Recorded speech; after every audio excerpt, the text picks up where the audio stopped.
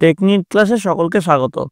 আজকের আমাদের আলোচ্য বিষয় 2025 সালের সপ্তম শ্রেণীর প্রথম পর্যায়ক্রমিক মূল্যায়নের বাংলার রাইমার্টিনের প্রশ্নবিচিত্রার যে দ্বিতীয় স্কুলটা রয়েছে, অর্থাৎ রামকৃষ্ণ মিশন বিদ্যাভবন এইচএস মেদিনীপুর, যেটা তোমাদের প্রশ্নবিচিত্রার পেজ নাম্বার 8-এ পেয়ে যাবে, তার প্রশ্ন এবং তার উত্তর। তোমাদের এর আগে বাংলার প্রথম যে স্কুলটা রয়েছে তার প্রশ্ন উত্তর করানো হয়ে গেছে। এছাড়াও অন্যান্য সাবজেক্টের 2 বা 3টে করে রাইমার্টিনের প্রশ্ন উত্তরের সেট করানো হয়েছে। এছাড়াও অল সাবজেক্টের তোমাদের হলিস্টিক প্যাটার্নজি প্রথম পর্যায়ক্রমিক মূল্যায়নের সাজেশন কিন্তু অলরেডি আমি করিয়ে দিয়েছি। সেগুলো যারা দেখোনি তাদের জন্য লিঙ্ক ডেসক্রিপশন বক্সে থাকবে, তোমরা সেখান থেকে চেক করে নিতে পারো। তোমরা ইতিমধ্যেই জেনে গেছো তোমাদের এবার থেকে হলিস্টিক কার্ডের নাম্বার বিভাজন অনুযায়ী প্রশ্নপত্র সেট হবে। তার জন্য এই ভিডিওটা তোমাদের জন্য খুব গুরুত্বপূর্ণ হতে চলেছে। এর আগে তোমাদের ছিল পূর্ণমান 15, এবার থেকে তোমাদের থাকবে পূর্ণমান 30, সময় পাবে তোমরা 1 ঘন্টা। এই পরীক্ষাটা তোমাদের এপ্রিল মাসে হবে। তো তোমরা মন দিয়ে এই ভিডিওটা দেখতে থাকো। তো প্রথমে দেখো কি আছে। প্রথমে রয়েছে সঠিক উত্তরটি নির্বাচন করে লেখো 1 গুণ 5 সমান 5। প্রথম যে প্রশ্ন চলে আসবে, প্রথম প্রশ্নে ছন্দ বাজে ঘড়ির কাঁটায়, মোটর চাকায়, নদীর স্রোতে নাকি রেলগাড়িতে? এর যেটা সঠিক উত্তর সেটা হচ্ছে মোটর চাকায়। নেক্সট 1.2 মুর্শিদি হলো মাঝি মোল্লাদের গান, মুসলমানি পল্লীগীতি, বাস্তব বিষয়ক দেহতত্ত্বের গান নাকি বাউল গান? উত্তর হচ্ছে বাস্তব বিষয়ক দেহতত্ত্বের গান। নেক্সট 1.3 মধুসূদন দত্ত বঙ্গভূমির প্রতি কবিতাটি লেখেন 1857 খ্রিস্টাব্দে, 1862 খ্রিস্টাব্দে, 1861 খ্রিস্টাব্দে নাকি 1865 খ্রিস্টাব্দে? উত্তর হচ্ছে 1862 খ্রিস্টাব্দে। নেক্সট 1.4 কবি আশরাফ সিদ্দিকী যে পত্রিকার সম্পাদক ছিলেন মুকুল, ভারতী, কল্লোল, প্রবাসী? সঠিক উত্তর হচ্ছে মুকুল। নেক্সট 5 হালকা ও পাতা শব্দ দুটি হলো তৎসম, তদ্ভব নাকি অর্ধতৎসম নাকি দেশি শব্দ? উত্তর হচ্ছে তদ্ভব। এবার দেখো 2 দাগের প্রশ্ন, নিচের প্রশ্নগুলি যথাযথ উত্তর দাও। 1 গুণ 4 সমান 4। ঠিক আছে, প্রতিটি প্রশ্নের মান আছে 1 করে। প্রথম যে প্রশ্ন আছে দেখে নেবো কি আছে। সারি গানের মূল গায়ককে কি বলা হয়? উত্তর লিখবে মাঝি মাল্লা। নেক্সট দেহ দাসে সুবর্দে কি দেওয়ার কথা বলা হয়েছে? অমরতার বর। নেক্সট 3 নম্বর উনি পছন্দও করতেন না, উনি কে? উত্তর লিখবে আচার্য নন্দলাল বসু। পরের প্রশ্ন দেখো, গণেশের ছেলেমেয়েরা কোন ধরনের বিজ্ঞানী? উত্তর লিখবে কৃতি বিজ্ঞানী। পরের প্রশ্ন 3 দাগের প্রশ্ন, নির্দেশ অনুসারে নিচের প্রশ্নগুলির উত্তর লেখো। 2 গুণ 2 সমান 4। প্রতিটি প্রশ্নের মান হচ্ছে এখানে 2 করে। প্রথম প্রশ্ন কি রয়েছে দেখো, প্রদত্ত শব্দগুলি কোন কোন ভাষা থেকে এসেছে? দরবেশ আর বালতি। উত্তর লিখবে ফার্সি, পর্তুগিজ। নেক্সট দেখো, দরবেশটা এসছে ফার্সি থেকে আর বালতি এসছে পর্তুগিজ থেকে। নেক্সট বিপরীত শব্দ লেখো ঈষৎ আর প্রবাস। তো ঈষতের বিপরীত হচ্ছে অধিক আর প্রবাসের বিপরীত হচ্ছে স্বদেশ। ঠিক আছে। পরের প্রশ্ন দেখো 4 দাগের প্রশ্ন, নিচের প্রশ্নের উত্তর লেখো। 4 গুণ 3 সমান 12। প্রথম প্রশ্ন চলে আসবো আমরা 4.1 আমি প্রথম শুরু করি, কার কি শুরু করার কথা বলা হয়েছে? বক্তার শুরু করার বিষয়টি সংক্ষেপে ব্যাখ্যা করো।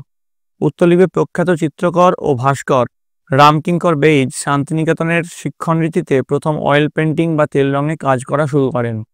যেহেতু তখনও শান্তিনিকেতনের কলা বিভাগে অয়েল পেন্টিং চিত্র মাধ্যমটির সূচনায় হয়নি, তাই রামকিঙ্করের এ ব্যাপারে চরম কৌতূহল ছিল। তাই তিনি চিত্র সামগ্রীর দোকানে গিয়ে বলেন, অয়েল পেন্টিং করব, কি রং আছে, কিভাবে করতে হবে দেখান। তারা অয়েল পেন্টিংয়ের সরল পদ্ধতি তাকে বলে দেন। এরপর তিনি গার্ল অ্যান্ড দ্য ডগ নামের একটি ভালো তেল রঙের কাজ করেন। চলে আসবো পরের প্রশ্ন দেখো, এর সঙ্গে একটা অথবার প্রশ্ন আছে, অথবা দিয়ে। তখন সে সভ্য সমাজ থেকে দূরে থাকার জন্য হিমালয়ের একটা গিরিগুহায় আশ্রয় নিল। কে কি কারণে হিমালয়ের গিরিগুহায় আশ্রয় নিল? সেখান থেকে সে কি করলো? উত্তর লিখবে এখানে কে বলতে পাগলা গণেশকে বোঝানো হয়েছে। তারপরের পার্টের প্রশ্ন উত্তর, উদ্ধৃত অংশটি কথাসাহিত্যিক শীর্ষেন্দু মুখোপাধ্যায়ের পাগলা গণেশ নামক কল্পবিজ্ঞান গল্প থেকে নেওয়া হয়েছে। 200 বছর বয়সী গণেশ বিজ্ঞানের চরম উৎকর্ষতার যুগে বিজ্ঞানের বাড়াবাড়িকেই সভ্যতার সংকট বলে মনে করেছেন। তাই অনেক চেষ্টা করেও তিনি যখন দেখলেন কালের চাকা গতি উল্টো দিকে ঘোরানো যাবে না, তখন তিনি সভ্য সমাজ থেকে দূরে থাকার জন্য হিমালয়ের এক গিরিগুহায় আশ্রয় নেন। এবার সবশেষ পাঠ্য প্রশ্ন, সেখান থেকে সে কি করলো? উত্তর লিখবে, বিজ্ঞানের বাড়াবাড়িও একটা সীমা থাকা দরকার, সেটা গণেশের মনে হয়।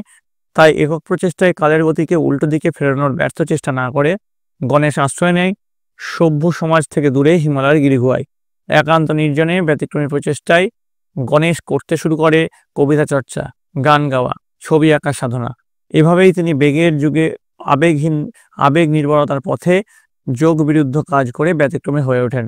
কারণ এগুলি চর্চা করলে মানুষ বেঁচে থাকার আনন্দ খুঁজে পাবে এবং পৃথিবীকে রক্ষা করা সম্ভব হবে। আশা করি তোমরা বুঝতে পেরেছ। চলে আসবো পরের প্রশ্ন 4.2। 21-এর কবিতায় পাখি শব্দের ব্যবহার কতখানি সার্থক হয়েছে তা কবিতার বিভিন্ন পংক্তি উল্লেখ করে আলোচনা করো। দেখো এর উত্তরটা কি হবে? পাখি সব করে রব রাতি পোহাইল। এই পংক্তিতে পাখি শব্দটিকে কবি রূপক হিসেবে ব্যবহার করেছেন। পাখির প্রথম কলকাকলিতেই রাত শেষ হয়। দেশের কিশোর তরুণ জেগে উঠলে শেষ হয় অন্যায়ের রাত। ভাষা আন্দোলনে এরকম তরতাজা যুবকরা প্রতিবাদ করতে গিয়ে পুলিশের গুলিতে মারা গিয়েছিল। তাই কবি লিখেছেন, কয়েকটা পাখির গান শেষ না হতেই তারা ঝরে গেল। কিন্তু ইতিহাস তা লিখে নিয়েছিল। তাই সারা বিশ্বে পরবর্তীকালেও মাতৃভাষা ও তার সম্মান নিয়ে মুখরিত হয়েছে। তাই কবি লিখেছেন, সহস্র পাখির কলতানে আজ দিগন্ত মুখর। নেক্সট প্রশ্ন 4.3। কালিয়ার বন কোথায়? সেখানে কিভাবে যেতে হয়? উত্তর লিখবে, সোনা ও টিয়াদের গ্রামের একেবারে প্রান্তে অবস্থিত কালিয়ার বন। সোনা টিয়াদের বাড়ি থেকে বেরিয়ে গলির পরেই আছে বড় রাস্তা। তারপরেই রয়েছে গির্জা, আর তারও পরে রয়েছে গোরস্থান। এই গোরস্থান পার হলে পড়বে শুনশুনির মাঠ। শুনশুনির মাঠ পার হলে দূর থেকে ঘন নীল কালিয়ার বনকে দেখা যায়। গোরস্থানের পাশ দিয়ে সেই মাঠে যেতে হয়। এবার আসছি 5-এর দেখার প্রশ্ন। নিচের প্রশ্নের উত্তর দাও। দেখো প্রথমে আছে শূন্যস্থান পূরণ করো। এখানে এই শূন্যস্থান পূরণের যে উত্তর হবে রাজপুত্র, রাজপুত্তর থেকে রাজপুত্র। ঠিক আছে।